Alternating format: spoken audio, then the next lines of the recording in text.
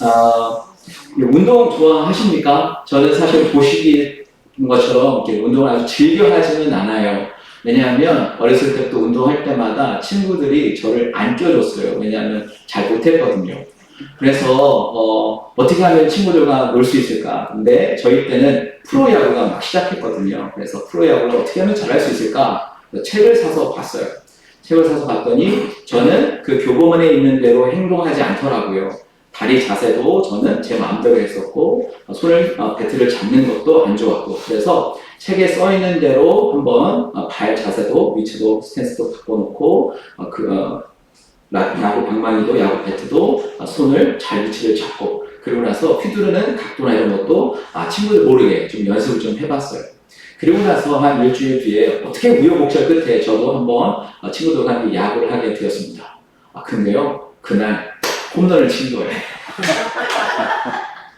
저도 실수를 할 수 있나 봐요. 홈런을 실수를 하다니. 그래서 그 다음부터 친구들이 갑자기 저를 야구 경기에 끼워주기 시작했습니다. 좋은 포지션, 좋은 경기를 나타낼 수 있는 것은 좋은 자세를 갖추고 좋은 마음을 갖추는 데부터 시작된다는 생각을 해봅니다. 제가 잠시 이제 야구에 대한 이야기를 했지만 이 공이라고 하는 것이 사람들을 기쁘게 하기도 하고 슬프게도 합니다. 온 나라가 열광하는 축구 경기 같은 경우에 공 하나에 22명의 선수들이 매달려서 경기를 하지만 실제 그 경기를 보는 모든 사람들이 흥분하고 열광하지 않습니까? 이 스포츠라고 하는 것은 굉장히 사람들에게 큰 영향력을 주고 있습니다. 또 혼자 하는 골프와 같이 혼자 또 상대방 경기와 하는 경기도 있지만 공 하나를 가지고 여러 명이 한 팀을 이루어서 하는 경기는 서로의 호흡과 뜻과 의지에 따라서 그 경기의 결과가 달라지기 때문에 한 마음으로 의기투합하는 것이 매우 중요한 것이라 생각합니다. 그래서 한 팀이 대화하는 팀 경기가 있는데 축구, 야구, 농구, 배구, 족구 이런 것들이 있지만 이 중에서 가장 체력 소모가 많은 경기가 뭐라고 생각하세요? 축구라고 생각하십니까?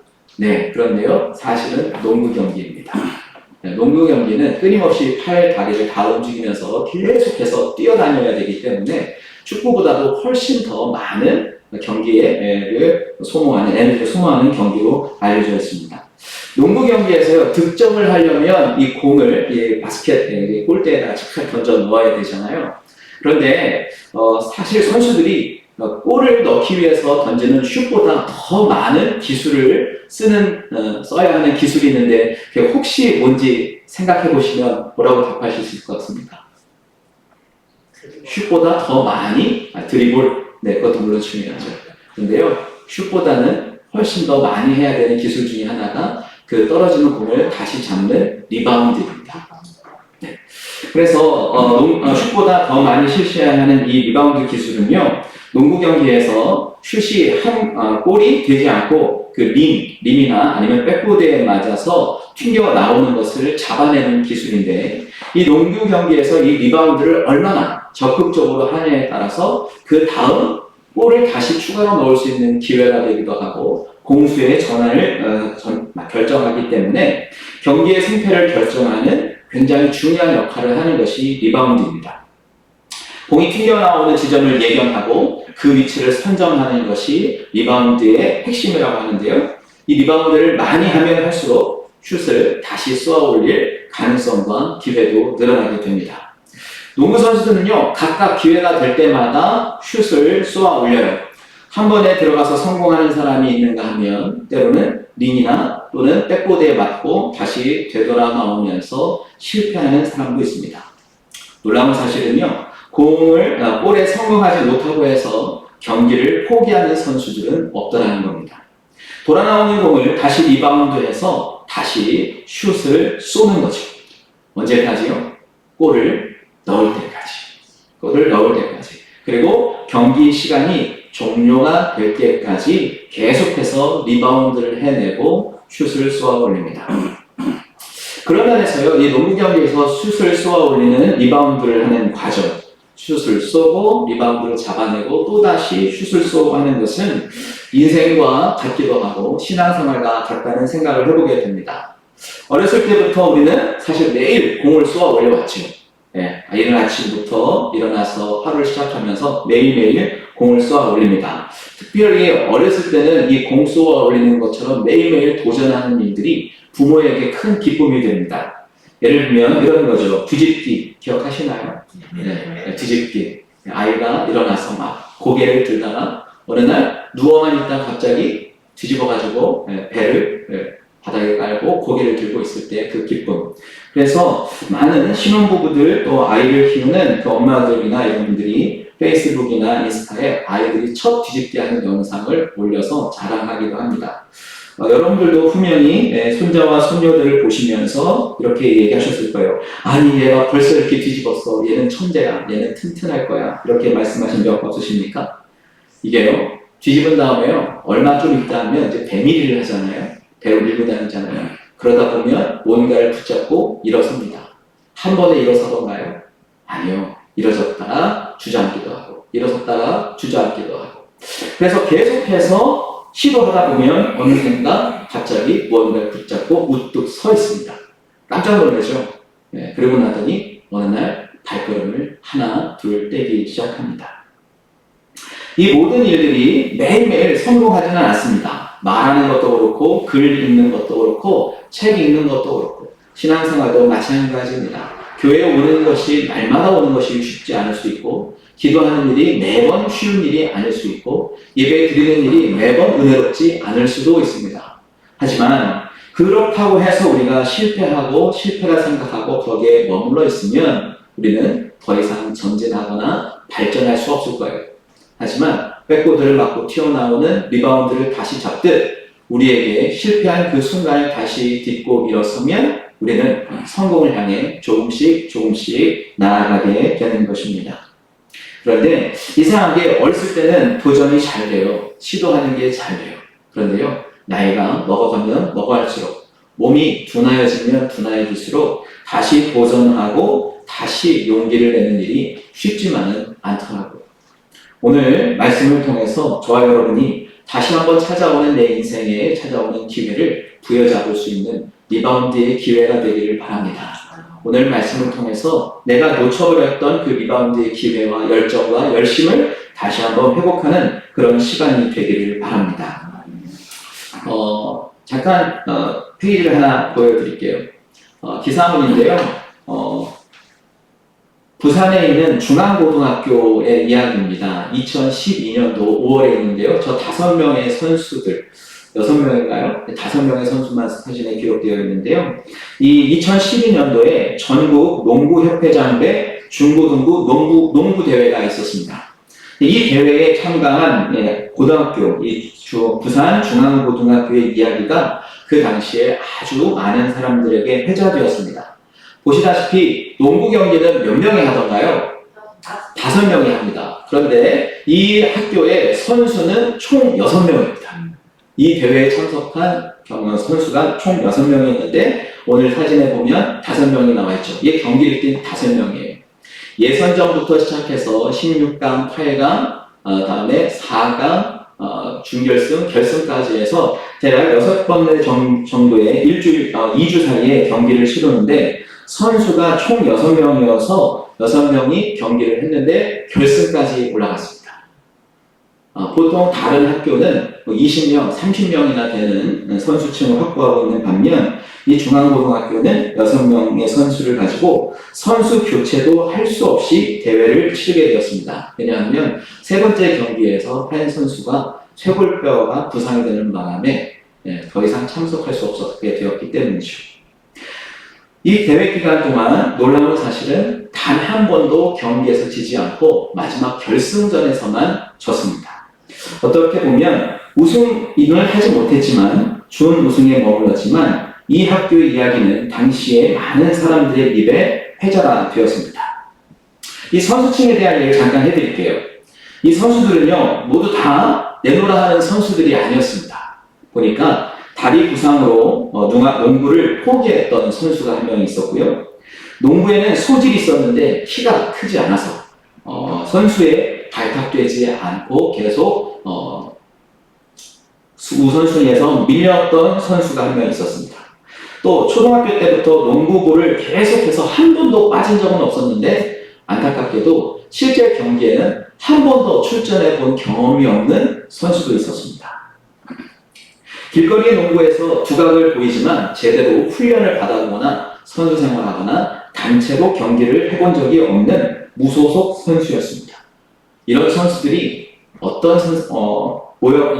선수들을 감독이 직접 찾아가서 용기를 주고 해보자고 격려하고 기회를 만들고 격려하고 팀을 꾸려서 사실 이 학교에서는 이 팀을 계속 꾸려가야 되는지 아니면 이 팀을 해체해야 되는지 고민하고 있을 때 이 감독님이 나타나셔서 우리에게 이런 기적과 같은 일들을 행하게 됩니다.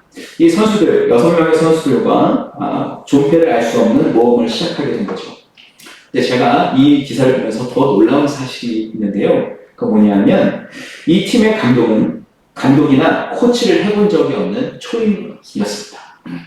그리고 프로 출신이기는 했는데 공익요원으로서 이 부산중앙고등학교에 일하고 있었던 공익요원 중에 한 명이었습니다. 선수들도 대단하지도 않고 감독도 대단하지 않았습니다.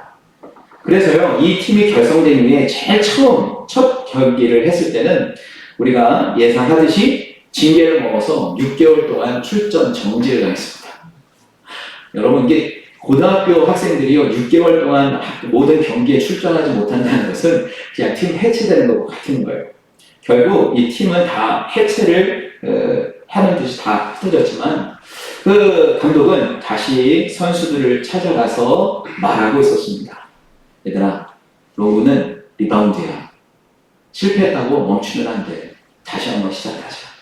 그때는 내가 이겨보고 싶어서 내 명예를 위해서 싸웠지만 이제는 너희들과 함께 너희들이 잘할 수 있는 걸 가지고 경기를 해보자. 그렇게 해서 격려하고 다시 팀을 꾸려가지고 대회를 나갈 수 없는 그 6개월 동안 선수들과 기초를 가지고 훈련을 잘 정비해서 대회에 나가서 준우승까지 했습니다. 놀랍지 않습니까? 더 놀라운 사실은요, 여기 있던 이 선수들이 이듬해 가 대학교에 발탁이 되고 프로농구에서 2022년도, 2023년도, 그러니까 19년도와 21년도 사이에 은퇴할 만큼 10년에서 13년 정도의 기간 동안 선수 생활로 아주 열정으로 활동을 했다는 것입니다. 여러분, 삶을 가만 돌아보면 인생이라는 하는 그 시간 사이에 우리에게 절망스러운 때가 다 찾아옵니다. 낙심될 때가 있습니다. 늘 희망적이지 않을 수가 있어요. 그런데요, 그때 우리에게 희망을 전하는 누군가가 메시지를 전해주러 옵니다. 저는 그것이 바로 하나님께서 우리에게 보여내 주시는 천사와 같은 사람이고 천사와 같은 성경 말씀이고 천사와 같은 하나님의 약속이라 믿습니다. 여러분, 그래서요, 낙심할 때 그가 나타나 도우십니다. 우리가 낙심 가운데 있을 때 주님이 찾아오셔서 용기를 더하십니다. 팀 해체라고 하는 위기에, 절박한 절체절명의 위기가 있을 때에 한 지혜로운 농구 감독이 초임이었지만 선수들을 하나하나 찾아가면서 농구는 리바운드야 라고 얘기했던 그 말을 오늘 다시 한번 저와 여러분 마음에 새겼으면 좋겠습니다. 인생도요, 리바운드를 잘하면 됩니다. 아직 끝나지 않은 인생에 우리는 리바운드를 포기하면 안 되겠습니다. 우리가 쏘아올린 공이 매번 성공할 수는 없어요. 매번 다 골로 들어갈 수는 없어요. 그런데요, 리바운드를 포기하지 않고 다시 잡아내면 우리는 다시 쏘아올릴 기회를 얻게 될 것입니다. 저도 여러분도 그 기회를 놓치지 않는 그런 믿음의 사람 되길 바랍니다. 경기에서요, 선수들의 움직임이 둔해지거나 더 이상 가망이 없다는 생각이 선수들 안에 들어가기 시작하게 되면 선수들은 경기를 포기하기 마련입니다. 그래서 그때마다 감독은 이야기하죠. 포기하지 말라고, 천천히 하라고, 기회를 만들어 가자고 이야기하죠. 근데 더 이상 그렇게 경기를 진행해 나갈 수 없을 때 감독은 갑자기 모든 경기를 멈춰 세워버립니다. 그리고 선수들을 다 불러 모으죠. 그리고서 이야기합니다. 새로운 작전을 알려줘요. 서로의 위치를 바꿔주기도 하고 또 공격의 노선을 변경하기도 하고 수비의 진영, 또 위치를 또 수비의 대형을 바꿔버립니다. 그 변화가요, 질 것 같은 경기의 흐름을 끊어내기도 하고 분위기를 반전시킵니다. 그러면서요, 선수들에게 놓치지 않는 한마디를 마지막에 꼭 농구 경기하는 감독들은 하더라고요. 리바운드를 해라. 리바운드를 해라. 여러분, 저도요, 여러분도요, 사실 뭐 매일매일 각오하죠. 살아보겠다고, 성공해보겠다고, 우리가 어떻게 해서든 잘 살아보겠다고 하는데요. 그 노력만큼, 그 결심만큼 잘 되는 일이 많던가요? 생각보다 성공률이 많지는 않습니다. 그런데요, 우리는 포기하지 않고 계속 해왔기 때문에 여기까지 왔으리라고 저는 믿습니다. 그런데요, 노력하는 것에 비해 얻어지는 결과가 적을 때 사람들은 낙심이 됩니다. 노력하는 것에 비해서 그 결과가 내다 보일 때 우리는 불안해지기도 합니다. 시도하면 잘 될 듯 하지만 안 될 때가 있고 거듭된 실패만큼 사람에게 낙심을 주는 경우가 없습니다. 신앙생활은 더해요. 차라리 믿음이 없는 사람이라면 그래 될 대로 되라 하면서 하기도 하고 때로는 욕이라도 하면서 하는데요. 신앙생활을 하는 사람은 욕도 쉽게 할 수 없습니다. 남 탓을 하기도 어렵습니다. 그렇다고 해서 나쁜 짓을 하기도 어렵고 그릇된 길을 가기도 어렵습니다. 그러니까 정도와 룰을 지키면서 법도를 지키면서 자기 자신의 삶을 또 가열찬 그 대열에 불어넣고 또 싸워보자고 격려하기는 쉽지 않더라는 거예요. 시도도 해보시고 또 결심도 해보고 기도도 해보지만 눈앞에 있는 현실은 변화되지도 않고 바뀐 것 같지도 않습니다. 낙심이 되고 심지어 불안이 찾아올 때도 있습니다. 제일 어려운 건 기도하면서도 우리의 현실은 우리에게 불안을 가져오기 때문입니다. 그때 저는 오늘 말씀에서 희망을 발견합니다. 주께서 나타나셔서 우리를 도와주실 것이다. 주께서 나타나 우리를 도와주실 것이다. 우리의 인생과 우리의 믿음의 생활에 감독되시는 분은 누구십니까? 바로 우리 하나님 아버지 아니십니까? 그 하나님 아버지께서 우리가 실패에 호전이고 좌절 가운데 있을 때 찾아오셔서 경기를 잠시 멈춰 세우십니다. 그리고 아무것도 하지 못하게 하십니다. 그리고 하나님의 음성에 귀 기울게 하십니다. 우리의 생각, 우리의 노력, 우리의 방법, 우리가 그동안 했던 많은 수련의 과정을 통해 익숙했던 방법이 아니라 새로운 방법을 우리에게 제안해 보십니다. 그리고 위치를 바꿔주세요. 위치를 바꾸면 어떻게 되는지 아십니까? 보는 시각이 바뀌어요. 문제를 바라보는 견해가 바뀝니다. 높낮이가 바뀌게 되고 좌우가 바뀌어요. 그러면 우리가 그동안에 볼 수 없었던 새로운 이면을 보게 되는 것이죠.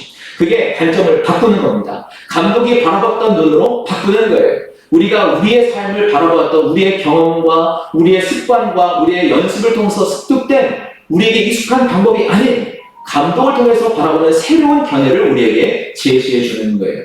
그러다 보면요, 틈이 생겨요. 공격의 루트가 보이기 시작하고 새로운 용기가 나기도 시작합니다. 바라지 못했던 골을 넣을 수 있는 코스를 발견하기도 하고 패스를 해주어야 할 공간이 생기기도 합니다. 때로는 내가 득점을 넣을 수 있는 기회가 찾아오게도 되는 거예요. 여러분, 주님께서 우리를 지금 찾아오신 줄 믿으시기 바랍니다. 어려운 일 있으세요? 잠시 멈추라고 얘기하십니까? 바로 지금이 그때입니다. 그리고 오히려 우리가 그때 집중해야 될 것은 왜 이렇지라고 하는 것이 아니라 하나님께서 말씀하시는 새로운 작전에 귀를 기울여 가시기를 바랍니다. 우리 인생에 감독되시는 하나님께서 우리를 찾아오시고 우리를 부르시고 우리를 멈춰 세우셔서 하나님의 작전을 들려주십니다. 그리고 새로운 동력자들에게 보내주십니다. 우리가 잘못하고 있는 부분을 지도해 주시기도 하시고 할 수 있지만 하지 못했던 일들을 상기시켜 주기도 합니다. 그리고 때로는 해보지 않았던 새로운 방법도 제안하시고 알려주십니다. 그리고 사건과 시세와 문제를 바라보았던 우리의 시선을 바꿀 수 있도록 위치도 변경해 주십니다. 여러분, 우리에게는 그 시각과 그 견해에 따를 용기와 결단이 필요합니다. 잠시 우리의 고집을 좀 내려놓고 우리의 습관을 내려놓고 하나님께서 말씀하시는 그 말씀 앞에 한번 순종해 나아가기를 바랍니다. 그 길은 오늘 말씀을 통해서 저는 이렇게 이야기해 봅니다. 우리가 소망을 어디에 두느냐? 바로 하나님께 소망을 두는 겁니다. 우리는 내가 하면 잘 될 것 같고, 내가 하면 이룰 것 같고, 내가 무엇인가 해내면 성취할 것이라고 생각하지만 사실은 그것은 내 소망이지 하나님의 소망이 아니었던 거예요. 사랑하는 여러분, 우리의 소망을 하나님께 둘 때 하나님은 우리에게 나타나서 도움을 주실 것입니다. 또 다른 사진을 하나 준비했는데요. 이 사진은 한국인 최초로 흑인 혼혈 모델인 한현민 군입니다. 보셨나요? 네, 텔레비전에 나오고 기독교 TV에도 많이 나오는 한현민 형제입니다. 이 형제는 미국 시사주간지 타임즈가 선정한 가장 영향력 있는 10대에 꼽히는 바람에 아주 많은 사람들에게 회자가 되었죠. 이 형제의 배경은 어떠냐면요. 아버지는 나이지리아 분이고 어머니는 한국인입니다. 그 사이에서 태어난 혼혈인인 거죠. 자기의 피부를 보고요, 사람들이 이렇게 말했다고 합니다. 너는 어느 나라 사람이냐? 그때 한국말을 굉장히 잘하거든요. 한국에서 태어났으니까. 너희 나라는 가봤느냐? 대한민국 사람인데 대한민국에서 살고 있는데 나이지리아 사람처럼 너희 나라는 가봤느냐? 라는 이야기를 어린 마음에 많은 질문을 받고 무수히 받아서 심지어 그의 곱슬거리는 그 머리 때문에 어렸을 때 별명은 아기 공룡 둘리에 나오는 마이콜이 그 별명이었다고 합니다. 이렇처럼 많은 사람들에게 무시당하고 차별을 겪을 때마다 이 한현민 형제 옆에는 어머니가 계셨는데요. 그 어머니가 그 형제를 안아주면서 너는 특별한 아이야. 너는 대단한 아이야. 너는 분명히 잘 될 거야. 라는 말을 입버릇처럼 해주었다고 합니다. 지금도 고백해요. 자기는 덕분에 이제 사람들의 편견을 극복하고 자기의 모습이 하나님께서 주신 특별한 선물이라 받아들이게 되었고 대한민국 사람으로서 누구보다 당당하게 세계 무대를 향해 달려가고 있습니다. 여러분, 공을 우리가 던졌는데요. 림이나 백보드에 맞아가지고 실패했다고 공이 사라지진 않더라고요. 공은 다시 벽을 맞고 튀어나옵니다. 포기하지 않도록 우리에게 도전한다고 저는 생각해 봅니다. 만약 공이요, 백보드를 맞고 사라져버린다면 우리는 다시 일어설 수 있는 기회가 없을 거예요. 하지만 공 스스로가 우리에게 도전을 하고 제안을 하는 겁니다. 내가 다시 나왔거든, 너에게 찾아오거든, 나를 잡아. 이 공을 잡아, 이 기회를 잡아. 하고 공이 오히려 슛을 쏘아 올린 선수들에게 말을 걸어온다고 저는 생각해 봅니다. 여러분, 무슨 일을 하든지요, 그 일에 집중해 보시기 바랍니다. 그리고 한현민 형제에게 어머니가 해주었던 그 이야기처럼 여러분들이 특별하다는 사실, 여러분들에게는 분명히 잘 될 기회가 온다는 사실을 기억하시고 또 도전하시고 또 나아가시기 바랍니다. 그렇게 우리가 하나님께 수망을 둘 때 하나님은 나타나셔서 우리에게 도우신다 말씀하셨어요. 낙심하며 불안해하는 사람에게 오늘의 말씀은 소망을 하나님께 두라고 해결책을 제시해 주는 거죠. 여러분, 소망을 하나님께 두라는 말, 그 안에 이 소망을 하나님께 두라는 그 말에 있는 본뜻, 이 소망이라는 말의 원래 뜻은 무엇이냐면요, 짧은 시간 동안 기다릴 때 이 소망이라는 말을 씁니다. 결국 소망은 기다림이라는 거죠. 소망을 두는 방법은 바로 이 기다리는 방법입니다. 언제요? 그 날이 오기를. 근데 그 날이 오기를 기다릴 수 있는 사람은 어떤 사람이 기다릴 수 있나요? 그 날이 온다는 걸 믿는 사람이 기다리는 겁니다. 백보드를 맞고 뛰쳐나오는 그 공을 잡는 사람은 다음 기회가 있다는 것을 믿기 때문에, 아직 경기가 끝나지 않았기 때문에 기회가 찾아올 것을 알기 때문에 리바운드를 잡는 것이죠. 그래서 감독은 선수들에게 다시 한번 기회를 잡으라고 말하는 것이고, 그 기회를 잡는 사람은 새 소망을 가지고 다시 한번 공을 쏘아 올리게 됩니다. 여러분, 사탄은 끊임없이 우리에게 얘기합니다. 너 할 수 없어. 네가 또 하려고 또 실패할걸. 또 백보드만 맞추고 떨어질걸. 또 백보드만 맞추고 링만 맞추고 떨어질걸. 그런데요, 여러분, 아까 얘기했던 그 부산 중앙고등학교에 태어나서 실전 경기에 한 번도 나가보지 않은 그 선수가 있었는데요. 그 선수가 이 팔을 다친 선수 대신 기용이 돼서 4번째 경기에 뛰었을 때 모든 상대방 팀은 그 선수를 무시했어요. 왜냐하면 경기 기록이 없거든요. 나와본 적도 없고, 그리고 실제 경기를 뛰어본 경험이 없기 때문에 얼마나 미숙해 보이겠습니까? 그래서요, 있으나 마나한 선수로 치부해서 거의 빼놨어요. 근데 그게 감독의 새로운 작전이었습니다. 그 친구는 그 오래전부터 슛을 한 번도 쏘아본 적이 없기 때문에 체격도 왜소해서 선수들과 몸싸움을 했을 때 이겨낼 수 있는 방법이 없었어요. 그래서 감독은 그 선수에게 3점 슛을 계속해서 훈련시켰습니다. 그리고 그 4번째 경기에서 한 번도 경기에 나와서 득점을 올려보지 못했던 그 선수는 그날 3점 슛을 처음 쏘아 올리면서 득점을 기록해 나갑니다. 여러분, 모든 사람이 실패에 머무르지 않는다고 저는 생각해 봅니다. 반드시 그때는 옵니다. 그때가 올 것을 기대하며 꾸김없이 연습하고 훈련해 나가고 그날이 오기를 기대하면 반드시 그날은 찾아옵니다. 그게 소망을 두고 쏘아 올리는 거예요. 오늘 하나님의 말씀은 저와 여러분에게 이렇게 이야기합니다. 소망을 하나님께 두라. 난생 처음 3점 슛을 쏘아올 때 성공했을 때 그 선수의 기쁨은 어땠을까요? 좋죠. 근데 그 지시를 누가 했던가요? 감독이 했습니다. 감독의 말에 순종하고 감독의 말에 새로운 소망을 걸고 기다렸더니 기회가 왔고 점수를 얻었습니다. 여러분, 우리 인생을 누가 만들었습니까? 우리 하나님 아버지께서 만드신 것 아닙니까? 오늘 지금 우리를 누가 이끌고 계십니까? 하나님께서 이끌고 가고 계시지 않습니까?